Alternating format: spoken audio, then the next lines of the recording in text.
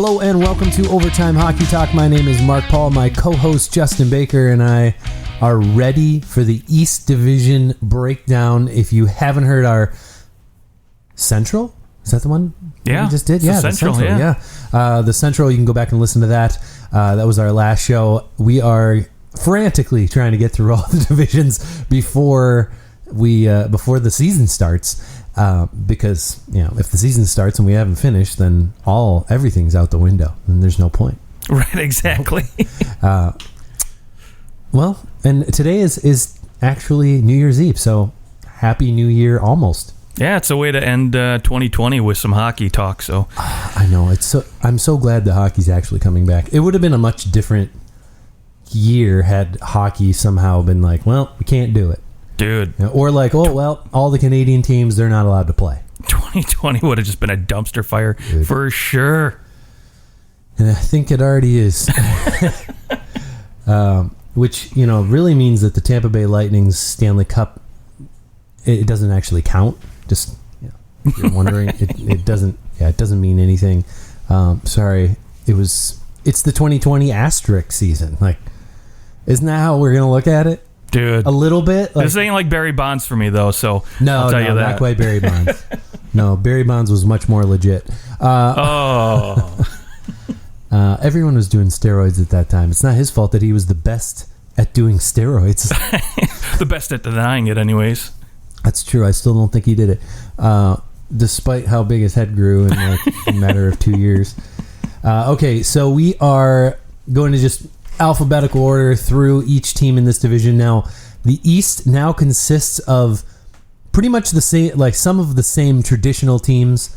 Carolina and Columbus are out, and we've got the Sabres and the Bruins joining the Devils, Islanders, Rangers, Flyers, Penguins, and Capitals. So it's funny because this division actually makes more sense with at least the Bruins in it. It makes more sense. Right. Like the Bruins are right next to everyone else, just a hop, skip, and a jump down from take the train, New York, and basically, yeah, exactly. So it makes sense for them to be in this division. Obviously, when everything's chugging along, you have to have it. The geographical location isn't going to be perfect, but it'll be fun having the Bruins in here with with the Devils and the Rangers and the Capitals get to play each other. Particularly because Zdeno Chara last night signed with the Washington Capitals after the Bruins said that we're going with the young guys. They have basically, we have too many young guys that are better than Chara. We don't need them. Dude, I can't wait to dive into that. Oh. Well, let's do it. Let's start with the Boston Bruins, and we'll just kind of rock it through. So, with that said, let's start on their defensive side because I think we know pretty much what we're getting from the forward side. Not a whole lot brought in the offseason. So, defensively speaking, Zdeno Chara out, and that leaves us with Charlie McAvoy, Matt Grzelcyk, Brandon Carlo, John Moore. Connor Clifton. That left side is bare. I mean, somebody's going to play the left side that is a right-handed D, right? Well, sure. Okay, so you've obviously your top two lefties are going to be Grzelcyk and John Moore, which is not ideal for any franchise. I mean, they almost look like the Red Wings defense. You can maybe make a trade for Mark Stahl at this point, maybe give him some ice time there, but obviously, McAvoy's great on the right side there. He's going to be their top go-to guy, without a doubt. And, on that second pairing, you're probably going to have Brandon Carlo, who I actually like on defense. He's a pretty good shutdown type defenseman, and I think he's got some good potential there. And same with Grzelcyk, I wouldn't mind him, but not in a top-line role. And so, when they say bringing their young guys, obviously you got to kind of throw his name in there. Even at 26, I figure they're talking about him as well, especially with the contract they gave him for 4 more seasons. So, yeah, where does that leave them and compared to the rest of the field, especially in this division? I think it's it's not necessarily the worst, but it's definitely mediocre. So, yeah, and you think about Charlie McAvoy as like a potential top line pair, but he's not exactly he's not putting up huge points. I mean, you're talking a somewhere between 30 and 40 points is probably what Charlie McAvoy is gonna pop you. He kind of underperformed in the playoffs, and I think he is going to need to step up. Like he played with Chara quite a bit, and he kind of grew up under Zdeno Chara. I think everybody was under Chara, to be quite honest. Right, well, no pun intended. Yeah, right. But when you take a 10,000 foot view of this defense, it is pretty mediocre. They might have a worse defense than every team in this division, and maybe we'll eventually roll through. I mean, the Buffalo Sabres, I'll take the Sabres defense over the Bruins. Absolutely. At least they got Dahlin. Even Ristolainen, who he takes a lot of crap, but he's still a good top 4 defenseman. He just isn't top pairing defenseman per se. But Colin Miller, you've got Joki Harju now on the Sabres. Like there's some decent talent on the Sabres back end.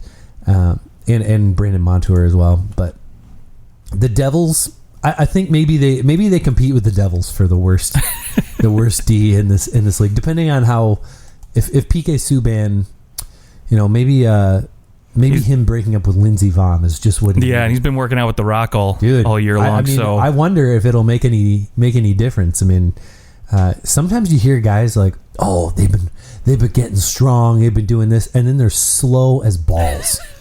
I think once you get older, you have to get stronger. Well, but there's such a balance. Yeah, but there's such a balance between the amount of weight that you gain and like your speed and your strength. Like, how much strength do you need versus how much speed do you need? Right. Like, at some point you gain too much strength and you drop below a certain speed threshold and you're done. Like, what advantage is it if you're the strongest player in the league? I mean. True. Yeah, I'm sure. There's some benefits, but would you rather be the fastest guy in the league or the strongest player in the league? Yeah. It's a pretty easy choice in today's NHL, at least. And I mean, so yeah, from a Boston standpoint, the other thing I'm concerned with for McAvoy, right, on defense is like when McAvoy came in this league, he was at his best when Chara was back there playing just that safe and sound defenseman, not moving up in the play and letting McAvoy do his thing, run around, play that offensive style. And then, of course, but he never. 28 points is his 32 points is the most he's had in the season. Well, sure, yeah, but I mean, that first year in the playoffs where he looked so good, and again, I mean, to me, Charlie McAvoy is not 4 years ago. I know, right?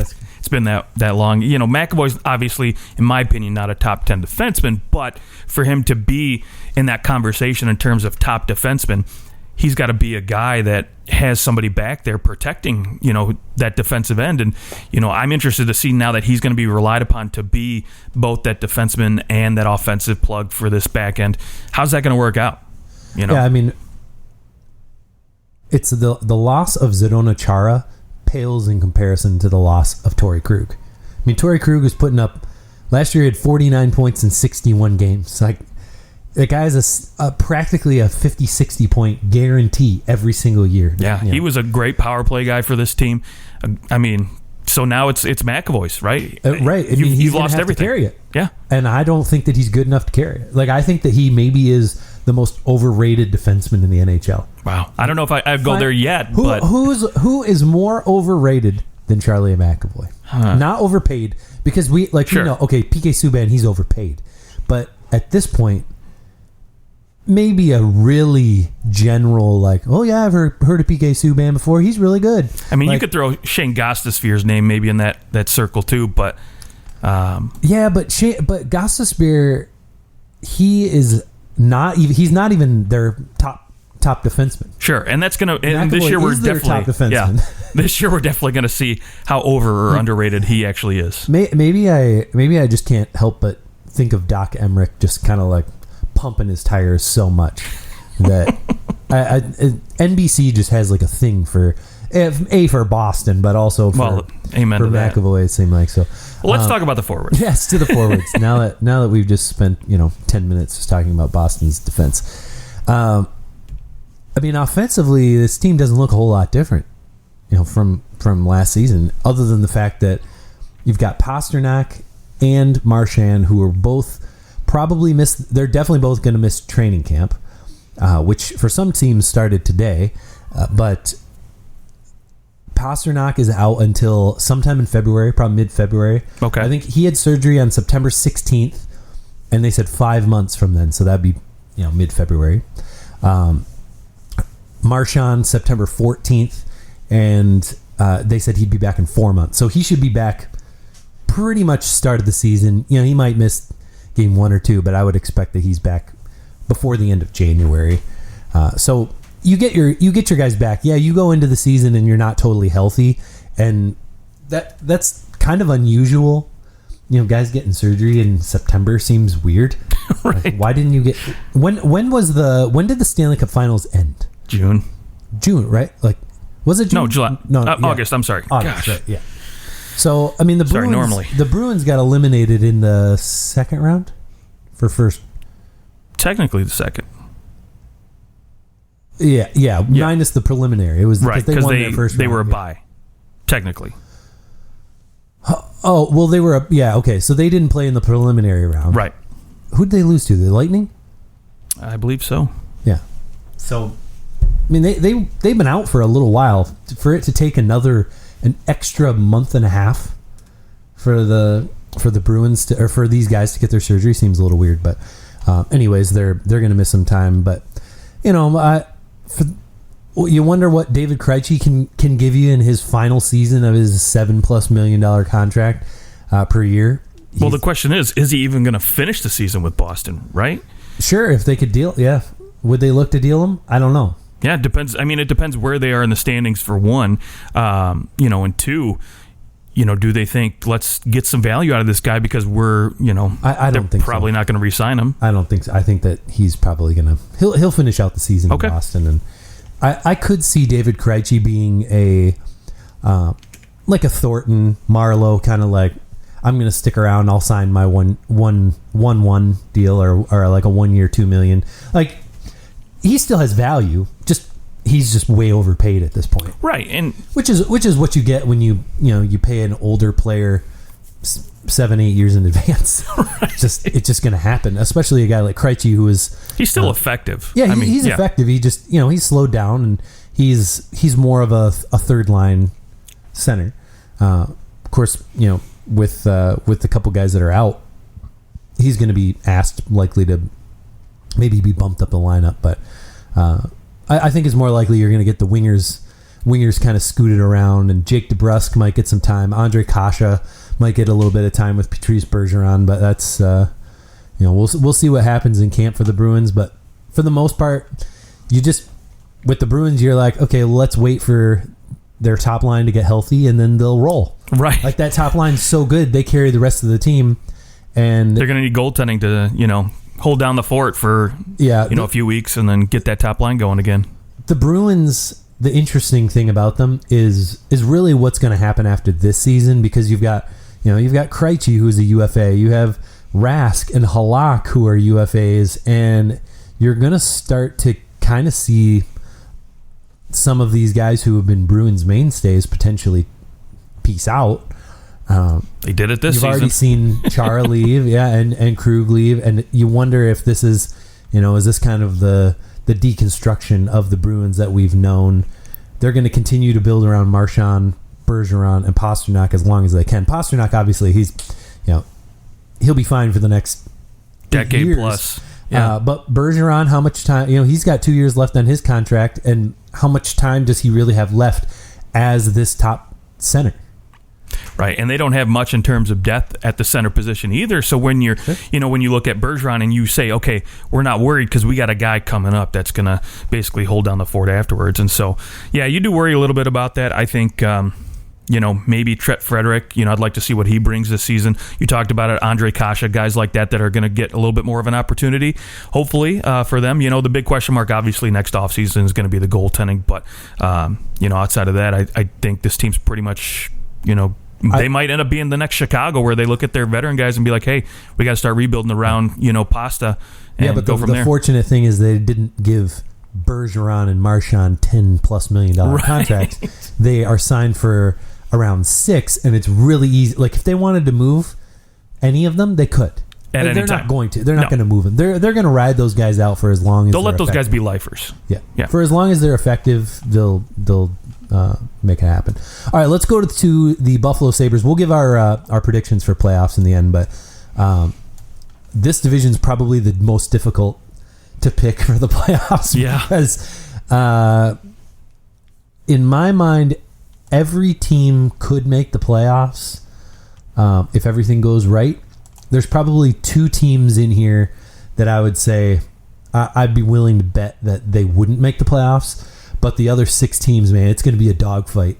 Any of them could finish first. Any of them could finish 6th. Yep. Speaking of the Buffalo Sabres, I think they're one of the teams that won't make the playoffs. But what would need to happen with this team to make the playoffs? One addition, Taylor Hall, coming in at 1 year, $8 million. What could Taylor Hall mean to the Buffalo Sabres? And like, what needs to happen for the Sabres to make the playoffs in this division? And I know they added Eric Stahl as well, who we'll see how effective he could be with this team. Right, yeah. So ideally, maybe Eric Stahl is your second-line center. Again, I don't know what they're going to do with, Sam Reinhart. They're going to try him back on the wings again or put him back at center. But for this team to make the playoffs, they need to be like Calgary a couple seasons ago where everybody had career years, right? We saw it with Gaudreau, Monahan, all these guys were having these career seasons, and the same thing has to happen with Buffalo. Now, I think Taylor Hall has that potential because, do you pair him with a guy like, Eichel, who's going to, dish out some really good assists and get a lot of goals. Do you just go Eichel, Skinner, and Hall? Right. Do you Skinner stack can up? play the right side and Hall plays the left. Exactly. Or do you maybe move Jeff Skinner with Eric Stahl on that second line because they're from Carolina? They've got some history. That's true, yeah. So maybe you try to reignite Jeff Skinner. That they play together, yeah. Right. So, again, I think they got to find the right chemistry. They got to get all these guys clicking on all cylinders at the right time. The other thing is I think you need maybe another piece on defense, and you need that goaltending to actually be decent goaltending this year, because that was a big problem last year too, right? They brought in Carter Hutton, who they thought, from St. Louis was going to be a guy who could give them, some decent goaltending. Didn't really work out while they're trying to bring up Allmark and maybe some other younger goaltenders. Who knows? Maybe they give Jimmy Howard a call here. Jimmy Howard, I believe, is actually from Buffalo. If they want to finish in last, then yeah, you should call it Jimmy Howard. He can definitely give them an .870 save percentage for sure. Yeah. Luukkonen, he's obviously going to be in their top 3 goaltenders. He looked decent last year, but again, I don't know what kind of goaltending he's going to get. Oh my gosh, give him a call. Dude. Well, he's on there. He's in the minors for them. Yeah, and he'll be staying in the minors. Thank you very much. Yeah. I think Pierre Maguire thought he was going to be the next Patrick Waugh. But stop it. So I think he was a first-round pick. Dustin Tokarski. Was he really? Well, that would be funny. So he had this crazy save in World Juniors at one point. And there's just this clip of Pierre Maguire going, Dustin Tokarski! No, I lied. He was taken in the 5th round. So okay. I was about to say. But again, Buffalo needs their guys, their top guys, to have career seasons if they're going to have any shot at making the playoffs. Because we know you're going to get Jack Eichel. He's going to be putting up, in a 60-game season, he'll probably put up close to 80 points, and I don't think that's that far-fetched. Now Taylor Hall, if he can get a point per game, maybe a little bit more, that would be ideal. For the rest of the guys, who knows what we're going to get, to be quite honest. I think everybody else is kind of going to be a mixed bag. Maybe Victor Olofsson, you're hoping that he can, in a 56-game season, last year in about the same amount of time, he had 20 goals. And I think that, if you can get 20 more goals from Olofsson, Cody Eakin could come in and kind of stabilize that third line a little bit. Zemgus Girgensons is such an up and down guy. Like, he's useful in some scenarios, but I think Cody Eakin provides a little more stability. Maybe you can get something out of Kyle Okposo. I mean, these guys haven't played since March. Remember that. Like, this is one of the teams that they have not played in a long time. Maybe there's a chance that some of these older guys have kind of repaired and done a little bit of extra training. I don't know, but you'd like to think that you maybe could milk something out of Okposo, who's making $6 million a year. You hope so. You got to think Reinhardt's going to bring it. He's in a contract year, and from $5.2 million, he just being qualified, he's going to get a 15% bump. So it's basically he's going to get $6 million next year minimum. Well, that's assuming that they qualify him. Right? Well, they'll qualify Sam Reinhart. No, maybe they just trade his rights. Maybe they're just sick of him and they just want to get a fresh start. Well, but he had 50 points in 16. No, I know. You're going to keep him around if you're Buffalo because you don't have much in the kitchen cupboards with this team in terms of forwards. So, yeah, you're keeping him, no doubt. But like I'm saying, you just... this Sabres team could be sneaky. They could be. With some of their additions. I still think that they missed the playoffs, but I think they'll be more entertaining. And if Rasmus Dahlin can take that step where he goes from, all right, he's a really good defenseman, to holy crap, he is a very good defenseman. But if he goes and isn't just only that number one type of defenseman, but becomes, all right, you're top 15 defenseman in the league, top 20 defenseman in the league, and can really shut things down, and then you're looking at a different Sabres team. Yeah. Which, the progression of what he's been able to do the last 2 years, this year you expect him to step in and be very effective for this team. A team that, isn't a lot of their some of their defense is going to leave after this year, I think. So this is I think a very important year for the Sabres. And it's a contract year for Dahlin too. And Taylor Hall. Yeah. If the Sabres can make the playoffs, I think Taylor Hall probably re-signs there and signs long term. Yeah, that's it's going to be tricky because I'm sure he's going to want at least the same amount of money he has now. And why would you want three guys making more than $8 million on this team? I don't know, but the Leafs. Yeah, I don't know. Three guys making over $10 million. Those are guys that actually produce. They've got one guy that's been producing at that money right now. So yeah, Jeff Skinner probably. They're regretting that one. Slightly overpaid. Still, you look at what he did the year after they signed him. He had close to 40 goals, 40 goals, and last year definitely took a giant step backwards. But if he can come back into what he did the previous year, yeah, he might not be worth $9 million, but if he can put up 25 and 25 this season, I would be happy with Jeff Skinner. Sure. Yeah. And then he's probably more worth $6 million. And in that case, you're overpaying him a little bit, but it's manageable.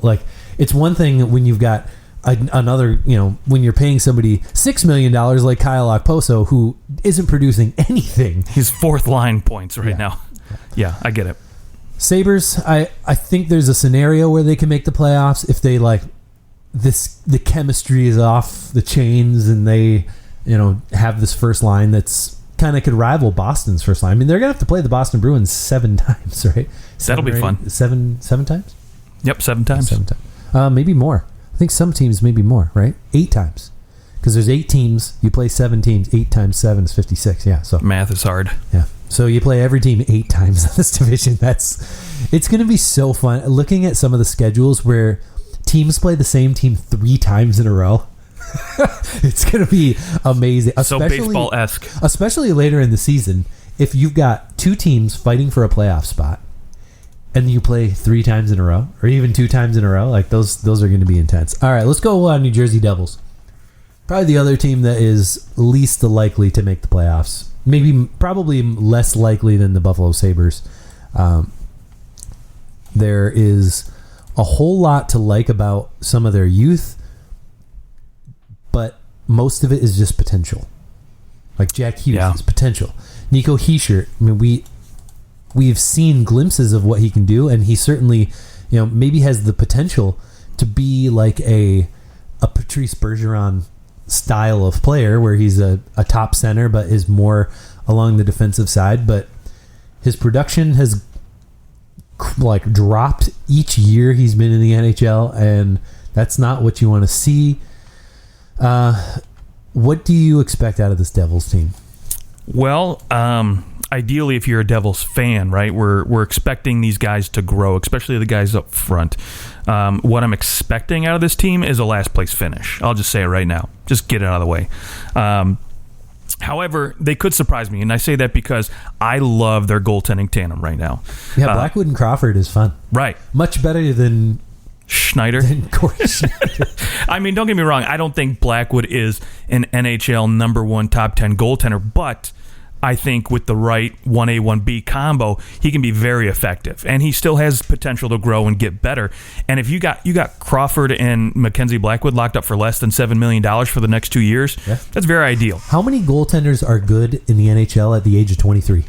Right. There's not a ton. Number ones. There's so few. I mean, you got like Vasilevsky, Hollebuck, Price, and Hollebuck, but Hollebuck took quite a bit of time. He did. To become the goalie that he is now. I mean, he's what? Now he's 25, 26? Yeah, something like that. But Mackenzie Blackwood certainly has the opportunity to still grow and become that number one, I think. And I think that's what the Devils are counting on, which is what, they bring in Corey Crawford with the hopes of Crawford and them splitting a lot of time and him growing from Crawford. I mean, Crawford has seen every scenario possible. He's been on last place teams or pretty darn close to it, and he's also won the cup. And that's the thing. You have a Stanley Cup winning goaltender back there to help you out, to teach your young guy how to win. So that's the most exciting part for me, is watching that goaltending tandem. And then again, we kind of mentioned it a little bit earlier. You look at that defense, PK Subban, right? What are you going to get out of this guy this year? He's 31, so he's on the wrong side of 30 at this point. But he shouldn't be that far on the wrong side. No, not at all. Not at all. He still is very capable of living up to that contract. I still think he's a capable guy, at 56 games to maybe potentially put up 35 to 40 points.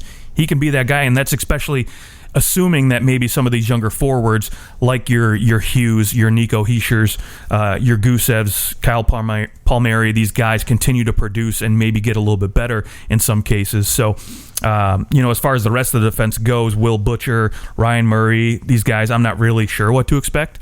You just hope that they're serviceable and decent enough every night to give them a fighting chance. So we'll see. Yeah, I think they're going to be quite bad, but hopefully Jack Hughes can score more than 7 goals. Yeah. He has nowhere to go but up. But hopefully, he doesn't prove to be a giant bust.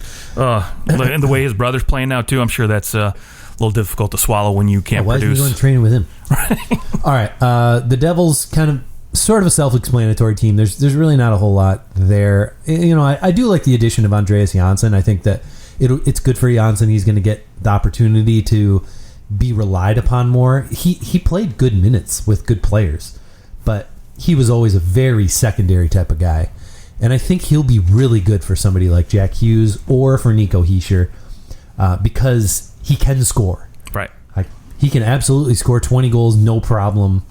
In a 56-game season, I think it would be a big disappointment if Andreas Janssen finished with less than 15, 16 goals. Okay. Yeah, and that's what you're looking for. The beautiful part is, too, is at 3.4. If it doesn't work out, you don't feel the chemistry this year. I mean, I wouldn't, but you have the opportunity to move him. You could do it, yeah. All right, let's go with the New York Islanders. This team has surprised, I think, everyone since Barry Trotz came and took it over. I don't think anyone's surprised that Barry Trotz is a good coach because he's a good coach. But Lou Lamoriello and Barry Trotz have come in here and really given the Islanders an identity, and the Islanders really, they could finish in last in this division, and everyone would go, finally they're playing the way we all thought they would. But they also could win this division, no problem, no questions asked. They'll probably be third in the division, right about where they've been every single time. Right. Yeah. There's nothing flashy about their defense. I'm forgetting his name, who retired. Boychuk? Johnny Boychuk. Yeah, because the eye. So that's, unfortunately. But he's going to do the Henrik Zetterberg thing where he just goes on IR. Yeah. But it's, you look at what they've got on defense, and they just solid from top to bottom. There's really no one where you're like, ooh, I don't want him on my defense. Even a Scott Mayfield now, Adam Pellish, all these guys are serviceable. Right, and the thing I love about their defense system. Right, they play within the system, so it gives them the ability to move these guys up and down at any given time, and you're not leaving a giant hole on your defense. Right. The one guy I'm interested in, Noah Dobson, obviously he's the young up and comer. I'm interested to see what he brings now that he's going to be given a full-time opportunity now that they moved Taves out of there. And, Boychuk's obviously retired. So he'll get a lot more opportunity to get some minutes. So yeah, he only played in one game in the playoffs last year. Right. So he should be exciting to watch if you're an Islanders fan. And then up front, the big question is Matthew Barzal. Like, they got to get him re-signed here. Yeah, what's going on? Yeah, I've heard nothing. I haven't found any, no hints of, they're working out this deal or this or that. And I'm sure he's probably looking at Anders Lee's contract to be like, hey, I at least want $7 million. I mean, I'm your top point producer every year. Like, pay me the bucks, right? And, I mean, he deserves it. I don't know if he's looking for a 7-8 year deal or if they're trying to get him on the short term at 3-4 years. I mean, my guess is that they are looking at the short term. I mean, they have $3.9 million in cap space right now. Not that there's not, they could move somebody, but I mean, they've got Timashov is also an RFA. They're going to have to re-sign Beauvillier. You've got Cizikas, who's a UFA at the end of the year. Like, there's going to be some changes here coming. Sorokin is that which one is it? I have no idea. Ilya. I'm just kidding. It's Sorokin. Sorokin. Yeah. Wow, I had it wrong. Gosh. I mean, they're going to have to re-sign some of these guys, and some things are going to have to change.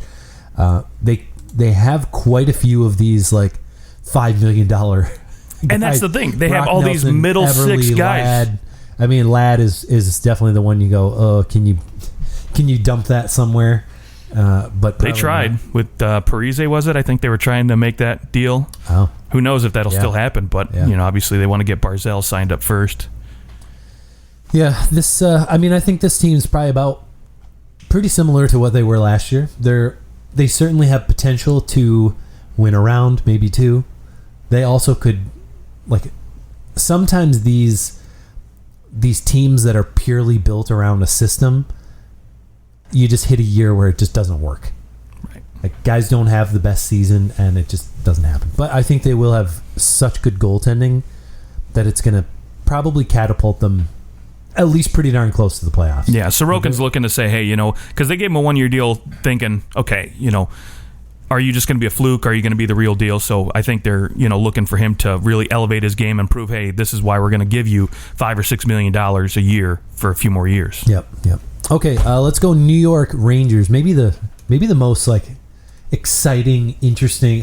If there's one team in this division to go, who do I want to watch every night?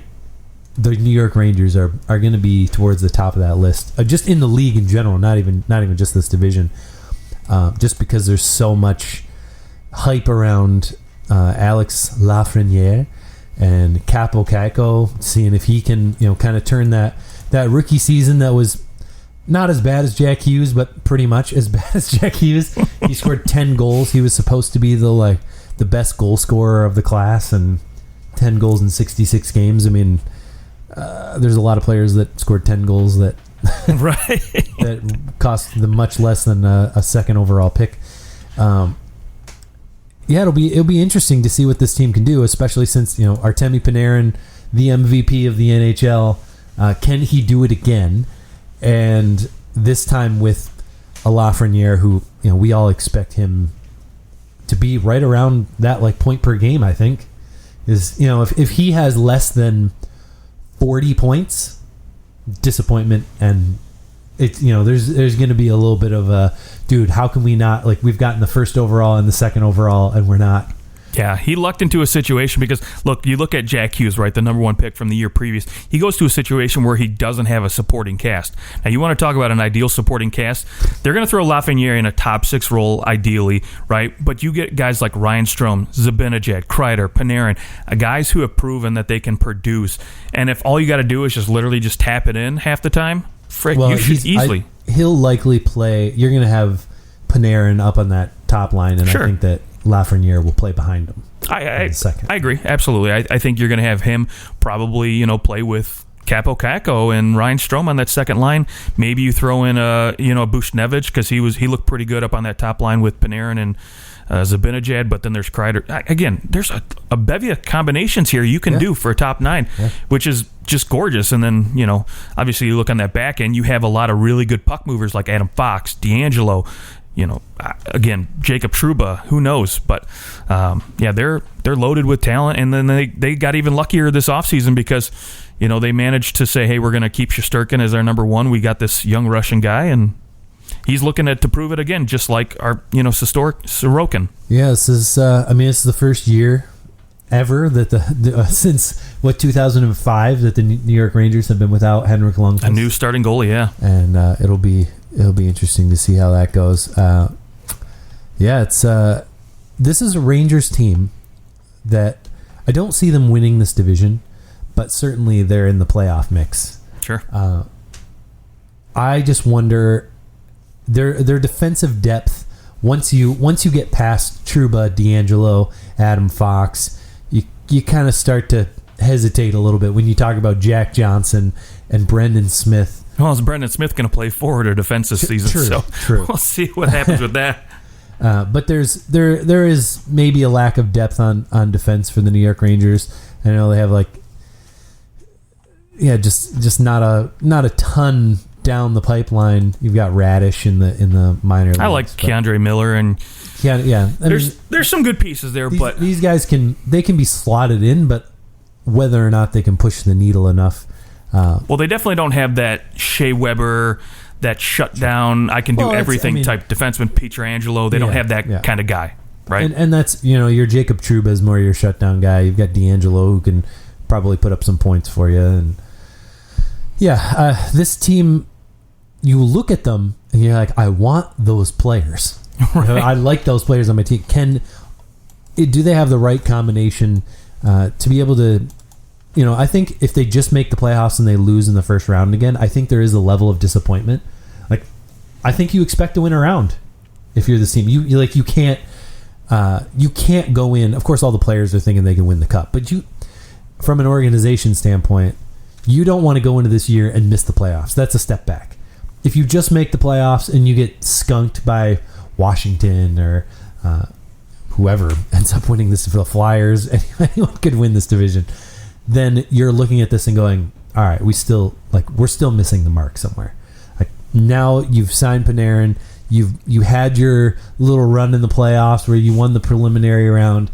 Now you got to take a step and win a real round. Like, that preliminary round was not real life, right? Or no, they didn't win the preliminary round. They lost. No, they lost, but yeah, and they got still skunked. Yeah, they look pretty bad. So that is the next. Like, can you make the real playoffs and push the envelope? And if you go to 7 games and you lose, or you're playing you're the 4th place team and you're able to compete with the top team in that division, I think you're feeling good about yourself. But I think this team needs to take a step forward because of the money that they've spent. Also, it's New York. It's not a market that's like, yeah, take your time. Right. They're not like Toronto, right? Oh, God. Because Toronto takes their time. Sure. Yeah, of course. All right. Let's go. Philadelphia Flyers. Probably maybe the most unexpected rise to the top in terms of their regular season production last year. What do you think of this team coming into this year?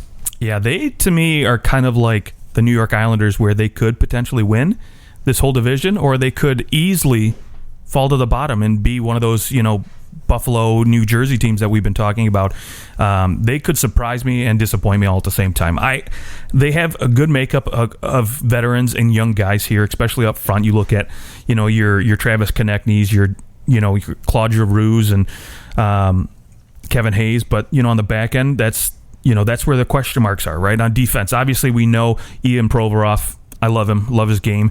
But Shane Gostisbehere, what are we going to get? Travis Sanheim, is he going to take another step here? Again, those are the questions. Robert Hagg, he looked pretty good in the playoffs. Niskanen, I loved his game last year, but he's retired. He's gone now, so he's not playing anymore. I like how on Cap Friendly it says he's suspended without pay. Is he really? Yeah. That's great. I was like, what did he do? And then, oh yeah, he's retired. Right. Obviously, back in net, we know they've got a good tandem with Hart and Elliott, so I have no concerns as far as their goaltending goes. But it's just really, are they going to get consistent production out of their forward group? Because that to me is the big question mark. To again, with this mix of veterans and young guys, are the young guys going to step up? Are the veterans like JVR? Are they going to produce? Are they going to be riding the bench? Who knows? Yeah, I mean, can JVR stay healthy? Right. He did last year, and I mean, 19 goals in 66 games, not bad. 2 goals in the playoffs in 12 games. That's where you're disappointed in maybe the way he played in the playoffs. I think finding him some kind of spot. It doesn't seem like he's that comfortable or has really found his role at this point. Maybe he just doesn't. Well, when you're not healthy and you're not playing on a consistent basis, it's very hard. And they have a lot of guys like Jacob Voracek, right? Guys above him who have been there a little bit longer, who are getting paid a little bit more money that they're trying to push, right? So if you're a JVR, it's harder to make your mark when you're not getting the opportunity. Maybe guys like Voracek might be. Yeah, and I think as long as Sean Couturier is playing the way that he was playing last year. Most underplayed player in the league. Great shape. If Travis Konechny, he's had 24 goals the last 3 years. Exactly 24 goals. A 61-point season. If he can build, basically had a point per game. If Konechny's building on an almost point per game pace, and you're able to press even more out of him, this is not a Flyers team that's missing the playoffs to me. This team is maybe the one team that I think is a lock for the playoffs. Interesting. Okay. I think they're all but guaranteed, especially the goaltending is strong. Even Brian Elliott as your backup goalie, he still has something to offer. Carter Hart is only getting better. He was and a contract year, so he's definitely going to be better, I think. True. And you're looking at a year where he'll probably only play. He played 43 games last year, a .914 save percentage in the playoffs, in 14 games, .926 save percentage. So he was great in the playoffs. This year, you're probably looking at 35 games is what he's going to play out of the 56, maybe 40. Maybe 40, yeah. You might try and push a younger goalie, seeing if you can kind of squeeze a little bit extra out of him, depending on how you feel about Brian Elliott this year. But I do think that Carter Hart he's going to continue to push and get a little bit better. So that is only going to help the Flyers. I see this team as an absolute lock for the playoffs. There's few teams that I'm not putting them in a lock yet, but yeah, I'm willing to definitely, there's no way that they're finishing 5th in this division with the team that they have out here. So I hope you're right. All right, Pittsburgh Penguins. I know I said I wasn't going to give any playoff predictions, but that's my one lock. Okay, Pittsburgh Penguins. They did a little bit of tweaking, I'll say, over the off season. They bring in Michael Matheson. They get Jack Johnson off the Jack books. Johnson's gone. Kasperi Kapanen in from the Leafs. So kind of reigniting a little bit from the forward position. They had a lot of guys go down with injury last year, and it was a very tumultuous year in terms of keeping guys healthy. Even when your top players go down, it's hard to have a good consistent year. And of course they lose to the Montreal Canadiens in that preliminary round. And now you come into this year and you look at what they have on defense. It's serviceable at best. Chris Letang's still good, but anytime you've got Cody Ceci on your defense, is that better than Jack Johnson at this point? I think so. Yeah, okay. I think we'd all rather have Cody Ceci over Jack Johnson. I would agree with you. I like John Marino back there, but outside of him and Letang, there's not much to get excited about, right? They're all bottom pairing guys in my opinion after that. So, can this goaltending kind of shut the door? Tristan Jarry, I like his game, but is he a bona fide number one? I don't know. He could be, just another 1B, number 2 type goaltender because he's never been given that starting role. I know he did play a majority of the games last year and looked pretty good. But this is it now. Now you don't have Matt Murray to fall back on because I'm not putting a lot of faith in Casey DeSmith to bail them out if something goes wrong with Jarry. And then up front, we talked about the injuries, right? So hopefully guys can stay healthy. You get Sidney Crosby for a majority of the year. You don't have to worry about Patrick Hornquist getting hurt and out for a length of time either now because he's gone. I think you got to look at this year if you're Pittsburgh Penguins and say, you got to go all in. Yeah, your window's closing. 33, Malkin's 34. You're getting close. Letang's 33. You're getting close to the end here. You get a full season with Jason Zucker, a full season with Brandon Tanev. You've got that insert of speed in Kasperi Kapanen, who will definitely play into the system that Mike Sullivan has put into place over the last 5 years. One addition that kind of flies under the radar that I really like, Mark Jankowski, drafted by the Calgary Flames, and 2 years ago, a 32-point guy, 14 goals last year, took a pretty heavy step back. Only had 7 points in 56 games. But if he can find his game again, and you can get a guy who's a 35 point guy over the course of what would be an 82 game season, so 15, 20 points in a 56 game season, I think that you are like that's a huge bonus. I mean, from your third, fourth line center, maybe he's playing on the wing. He's responsible defensively. That definitely helps the Penguins, and he kind of replaces. What's the guy they got from the Red Wings who couldn't score a goal for? Riley Sheahan. Riley Sheahan couldn't score a goal. Yeah. He kind of replaces him a little bit, but I really like this forward group. I think it's got a good mixture of speed and with a guy like Tanev up front, you get a little bit extra grit.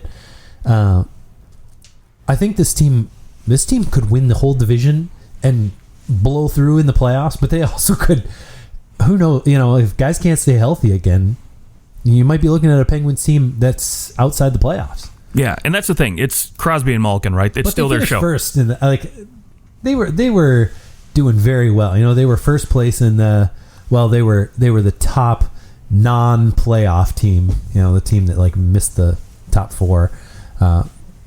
They weren't a bad team at all last year. I won't say that they're a lock like I would with the Flyers, but they're pretty darn close. Okay. It would be very, very surprising if they missed the playoffs. Can't wait to hear what you say about the next team. Okay, well, let's go to the next team. The Washington Capitals, the last team. 0 cap space. Zero? Exactly 0.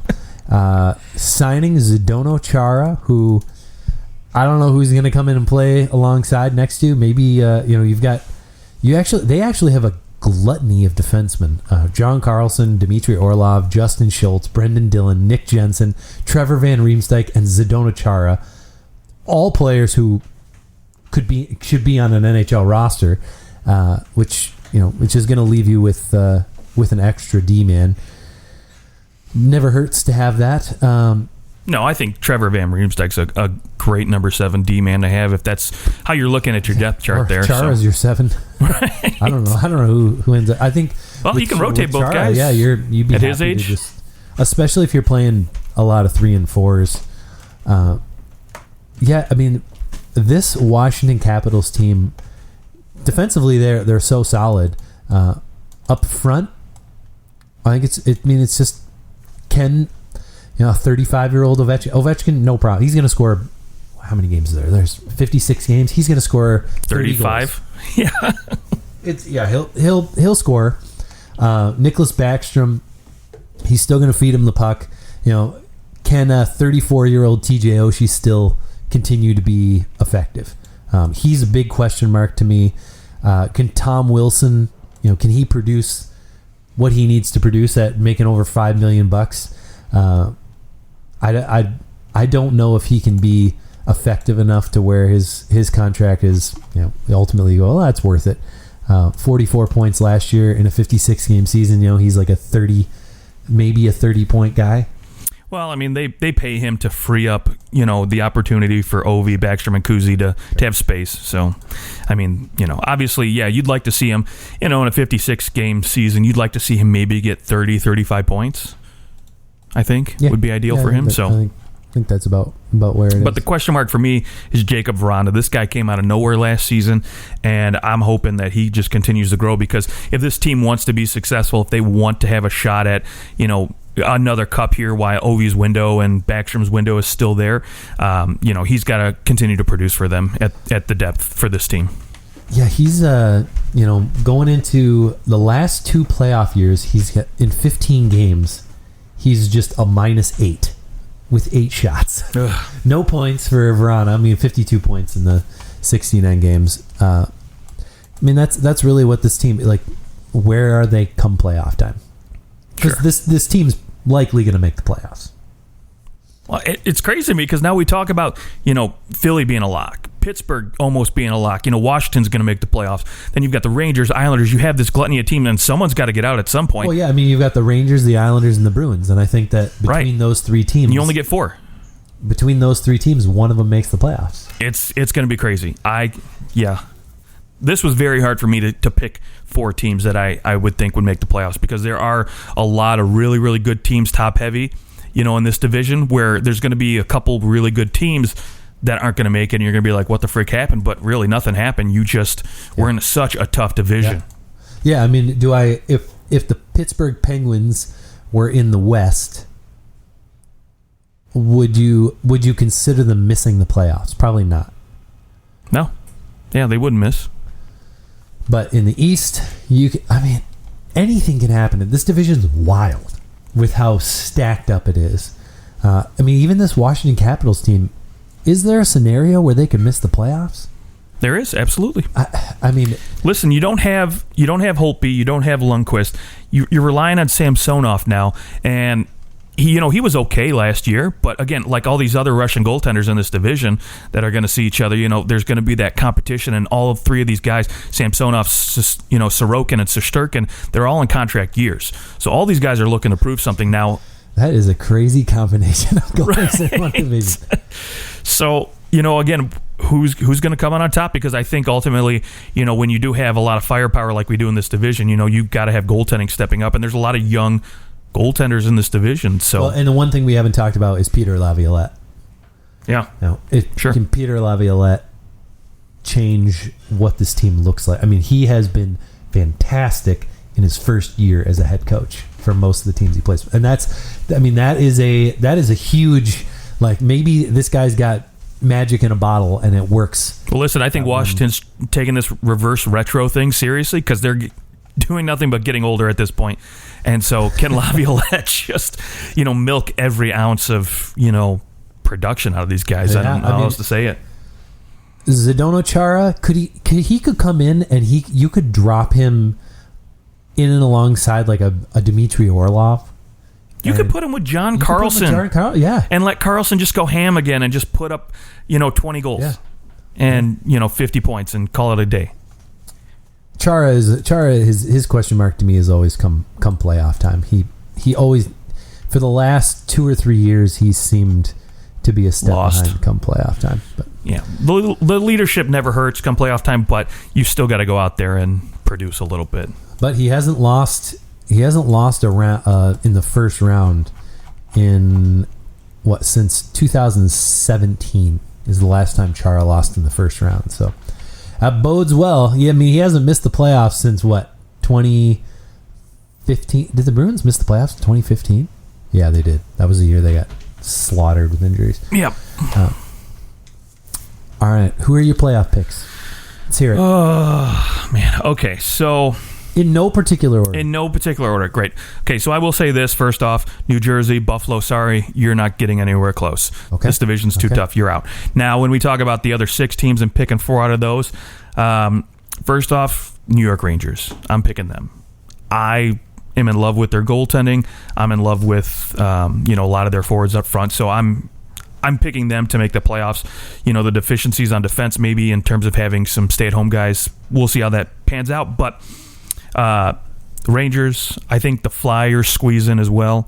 I'm not so keen on them as being a lock as you are, but I think they get in. Pittsburgh and Washington. I think the Islanders find a way to lose, and Boston, I think, doesn't get in. Okay. I think my playoff predictions are probably wildly different than yours. Okay, I love it, though. One thing that we have to take into account, I was just kind of thinking about this, is that because you're only playing 7 teams. Like, this is basically like original 6 stuff. Like, you're playing the same teams all year. Right. What happens when you play the same players and the same teams over and over again? You start to learn their tendencies. So the players that are really freaking good, it doesn't matter what tendency you figure out. Go ahead. You know what Austin Matthews is going to do? No, you don't. you can't figure the guy, like, there's such subtleties in his shot. Well, they always find ways to adjust. Yes, and you're not going to figure it out. You don't figure him out. You don't figure out Crosby. No one's figured out Malkin. No one has figured out the high-end player because they're just so good. Right. There's just no planning around the guy. No, and I look at Boston's top line, right? Nobody, regardless who you paired up against No one them, can plan against them. You have to just sort of just limit the damage, right? My hesitancy towards Boston without Pasternak for the first month of the season, that is part of it too. And then you still have 15-ish games. Yes, and then the time that it takes for him to get back into game shape. I'm not so worried about that. Okay, fair. He's only 25? Yeah. Okay. Here's my picks for the playoffs. Like I said, the Flyers are a lock. I think the Flyers are in the playoffs based on the defensive side of that team. I think they're just they've got too much depth up front where they're going to score, and the back end is very good, and Carter Hart's only going to get better. They are in the playoffs. The Boston Bruins, because that top line is so freaking good, you can't stop that top line. They're going to make the playoffs.